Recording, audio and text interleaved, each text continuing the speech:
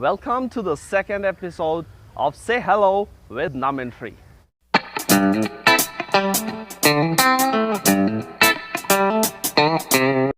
Today we are meeting up with a gentleman, or can I even call him a gentleman? He's a very young boy who's achieved some amazing stuff.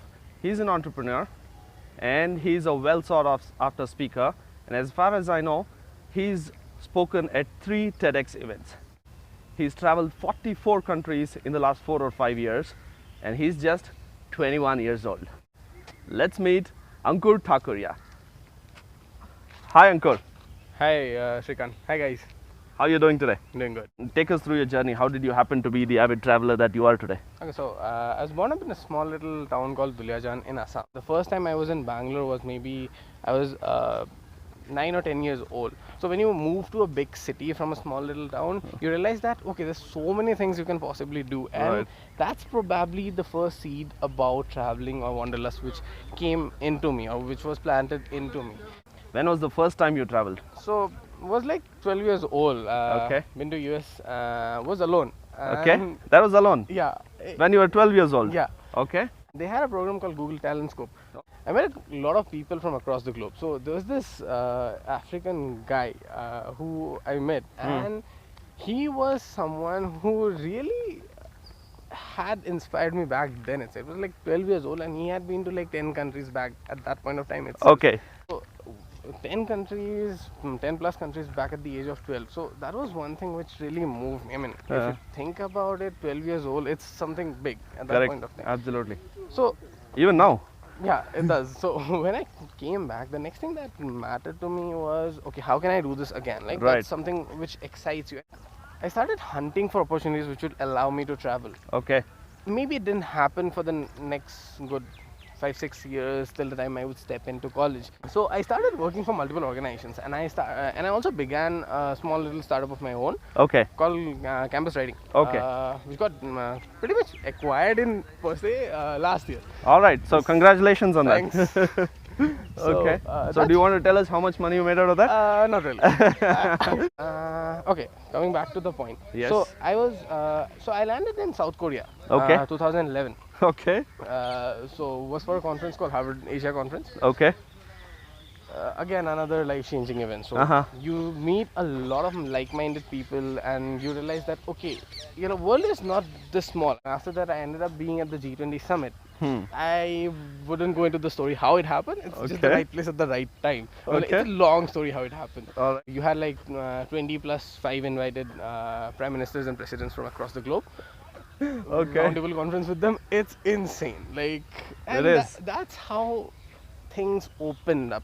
After that, I started getting invites into a lot of government meetings or independent conferences. Like we had the Education Without Borders in Dubai. Okay. We had World Business Dialogue in Germany. Okay. We have the Web Summit last year. It was in Dublin, right? If I was not wrong. Right. So- Yeah. Correct. Everybody here, if they're watching this video, if they've gotten this far, they're obviously interested in being a traveler. Obviously. They just want to know how to fund it. So, honestly speaking, traveling is not as costly as it might feel like. Okay. Right?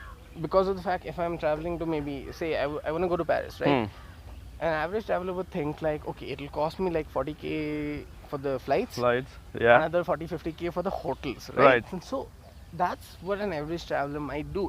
The tickets are given by the sponsors, Okay. or maybe Who are these sponsors generally? the organizers of the event, or Okay. maybe when you talk about being young and people want to help you, right. a lot of people who travel a lot, who have a lot of air miles. Right. Oh, okay.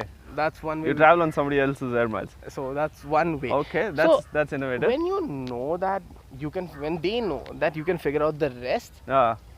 without, once they have given you the tickets, Right. and it's not really that costly. Like, trust me, it's not that costly. You can Okay. survive in Paris for as low as maybe 6 to 8 euros a day. I'm just talking about accommodation. How much would Okay. you eat? Kind of a thing, right? So Right.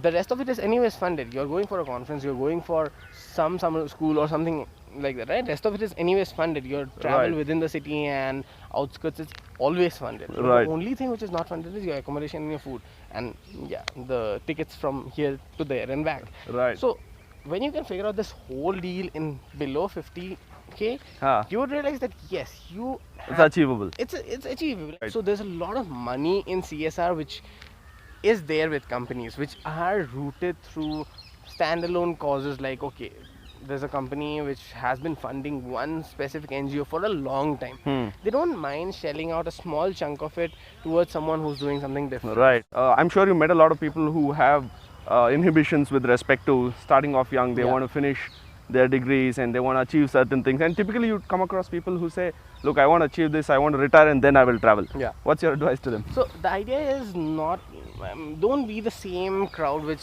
you see all around. I mean, you would see 98% of the population who would say like, okay, I'll go get a degree, get a Right. job.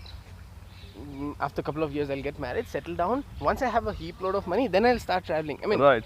it's not fun to actually spend your own money and travel. I mean, it is, but it's not the same joy you get as much as you would get it when you cannot, when you know that you are not ready to afford this whole big ordeal, right? I mean, Right.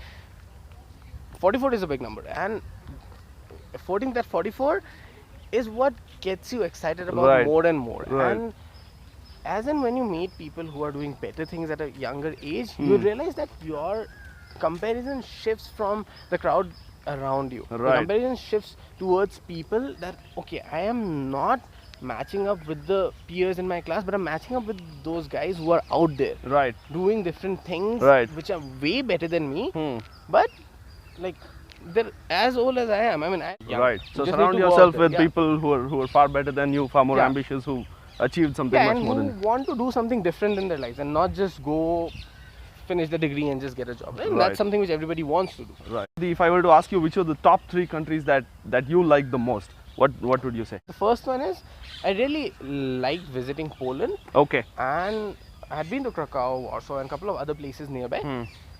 It's really wonderful the way they have kept the entire history intact, Yeah. even after going through the whole ordeal of the concentration camps and the Nazi warfare and everything, right? So the way you see history right out in front of you, it's as if you are transported back into time, and the people are so humble. Yes, South Korea I have been like thrice, and it's a beautiful country. So South Korea, if I'm not wrong, had a GDP of around $6 right after its $6. Yeah. Okay. right after it had split from North, right? Right. So if you look at it right now, it's the 5th biggest economy in Asia, right? You heard the song Gangnam Style, right? So Yes, Gangnam is a small yes. little area in South Korea, Seoul. Okay. So if you step into Gangnam, you would feel like, oh god, it's how massively you can develop a single piece of land into something so viable. You have brands, you have hotels, you have literally every single thing that you can possibly think about. Right. If a country in Europe might take 10 years to do this, South Korea might possibly do it in just 2 years. That's Wow. the kind of tempo that they go with. So, and the kind of change that you see in South Korea is really awesome. Like Okay. the third country, if you have been, like if anybody has ever been to Japan, you'd fall in love with it. I mean, Okay. it's beautiful. It's technologically advanced like insane. Yeah, it's really costly. But yeah, there's a lot to see. You And- managed to survive that. Yeah. Tell me some of your most interesting experiences. That much of travel, I'm sure you must have a bunch of them. So I was at this place called Dunkirk. Okay. It's in northern France. So Yeah. they had a war in Dunkirk, because of which they have a memorial every year. It's called Dunkirk Carnival. So people dress up in all colorful clothes, and Okay. they cross dress, like men dress like women, and Yeah. women dress like men and everything. So I was in this train full of local people, okay, and I was the only one who didn't have makeup on. So right then and there, I got a makeover, and I saw myself like literally. What would you say? You grab hold of someone, get some makeup on, and you dress them like a girl. Do you have any fears? Have you ever been afraid of something, or do you fear something right now? So I do feel like, for instance, it's very easy to stand out there and say that, okay, I have done these many things, or maybe I'm proud about this. But at the same time, you have an innate fear.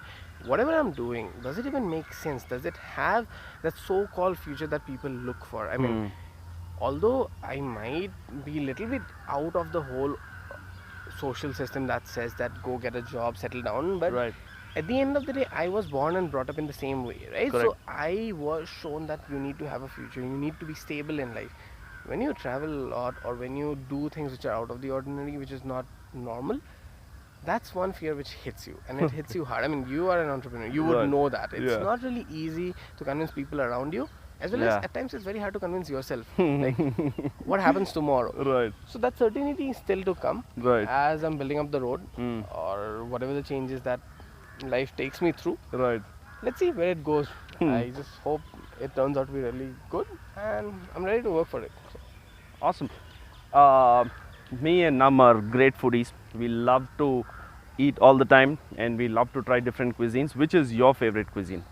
so I am a foodie myself, but Yes, for I me, know that. it's not more. It's not really about the kind of food that you give me. It's about the quantity of food that you give me. Like, I eat a lot. kind of, Okay. right? So, when you travel, Western Europe is not really a place wherein you can eat a lot, because Right. people eat small portions, Yes. right? Yes. Coming to Eastern Europe, it's massive amounts Yeah? of food that they eat, like Okay. massive. Okay.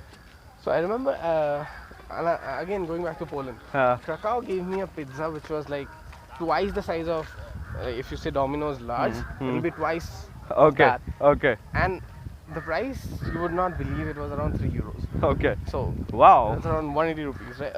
60, yeah. That's the place you want to go. It's 240 bucks. Okay. So that's one place which you would love if you love Okay. food.